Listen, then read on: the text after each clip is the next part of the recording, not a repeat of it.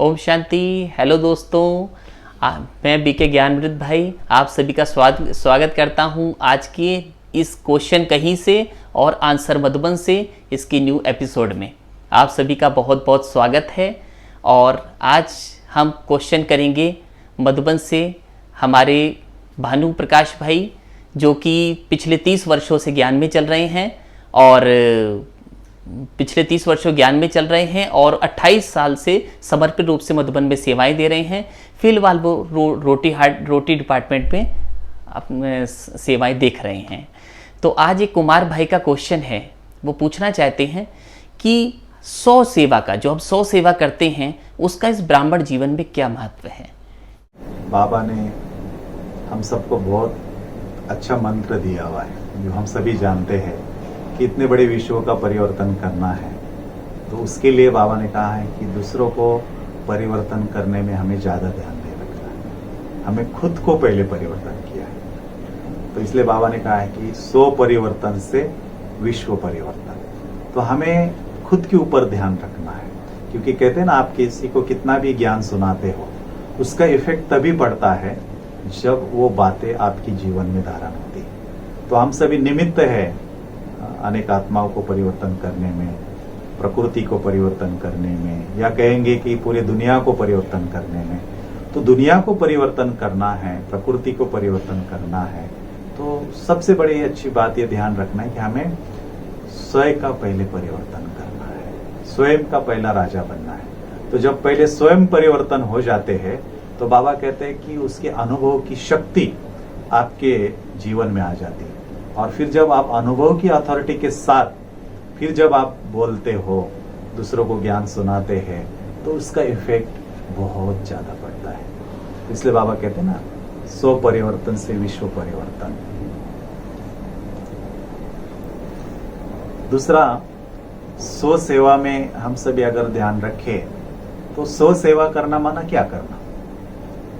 तो उसमें मैं ये बात को समझता हूं कि 100 सेवा माना पहले हमारी 100 की स्थिति बहुत अच्छी रखना।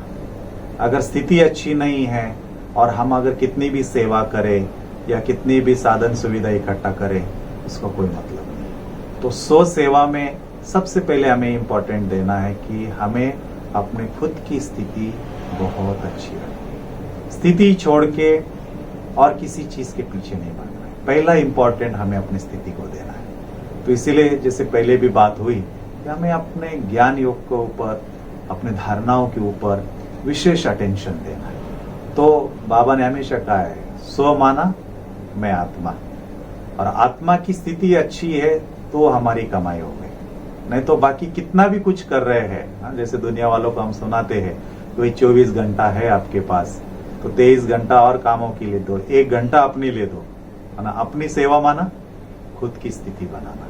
तो ये हमें विशेष ध्यान रखना है कि खुद की सेवा करनी है तो पहले अपनी स्थिति को अच्छा बनाने के लिए हमें टाइम देना है। दूसरी बात, 100 सेवा माना हमारे आत्मा की सबसे नजदीक और जरूरी चीज क्या है, हमारा खुद का शरीर। तो हमारा शरीर सदा कैसे स्वस्थ रहे, हेल्दी रहे, वो हमें विशेष ध्यान देना है। कई कुमार बस ज्ञान योग किया, कारोबार में गए, तो अपने तबियत के ऊपर ध्यान नहीं रखते हैं। तो इसीलिए फिर थोड़े समय के बाद कुछ ना कुछ प्रॉब्लम शुरू होती है। तो अपना हेल्थ का ध्यान रखना भी 100 सेवा है।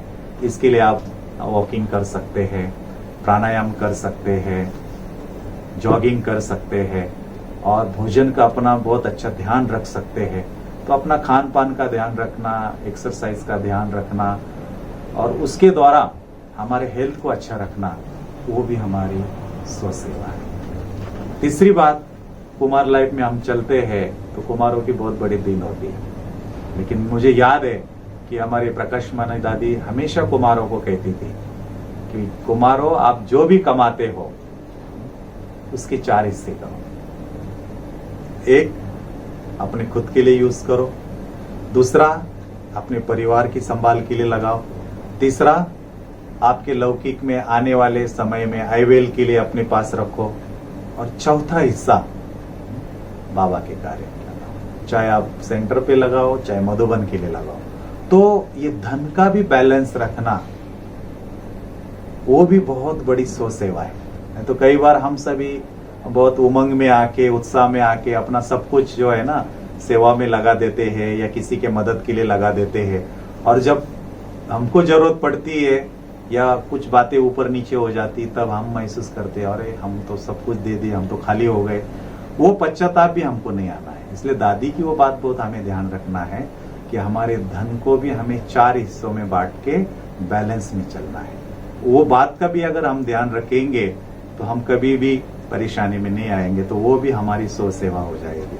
और चौथी बात जन, तो हमें ये ध्यान रखना है कि सेवा के फील्ड में रहते हुए दुनियादारी में चलते हुए हमें सबके साथ बहुत शांतिपूर्वक मधुरतापूर्वक व्यवहार करना है।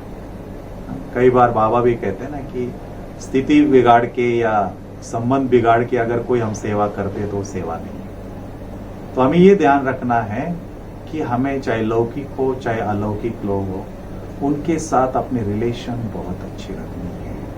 क्योंकि बाबा कहते हैं कि बिना सहयोग की सेवा में भी सफलता नहीं है। और हर एक बाबा कहते हैं छोटी सी छोटी आत्मा भी हो, कभी भी किसी की हमें जरूरत पड़ सकती है, चाहे अपने पर्सनल लाइफ में चाहे सेवा में। तो इसलिए हमें ये ध्यान रखना है कि सबके साथ हमारा रिलेशन, हमारा व्यवहार बहुत अच्छा रखना है। तो जितना हमारे सबके साथ व्यवहार अच्छा रहेगा, मैंने देखा है कोई काम भी हमारे से नहीं, कई बार हम क्या होते हैं कुमार लाइफ में, जब किसी की जरूरत हो, कोई सेवा हो, तभी हम उसको ओम शांति करेंगे, तभी उसके पास मिलने जाएंगे। तो वो लोग भी सोचते हैं अच्छा इसको काम पड़ गया तभी मेरे पास आया। तो वो चीज नहीं होनी चाहिए। मैंने अपने लाइफ में यहाँ मधुबन में हम रहते देखते हैं ना, कोई भी मिलता है नजर से नजर मिलती है, ओम शांति करो, नहीं तो स्माइल कर दो। तो वो स्माइल से, वो ओम शांति से ना एक अपनीपन की फीलिंग आती है। वो दिल के दरवाजे खुल जाते हैं, एक दूसरे के प्रति वो रिस्पेक्ट हमारा रहता है। तो हमें ये ध्यान रखना है, चाहे लौकिक वाले चाहे अलौकिक वाले, सबके साथ अपने रिलेशन बहुत अच्छे बना के रखने हैं। ओम शांति।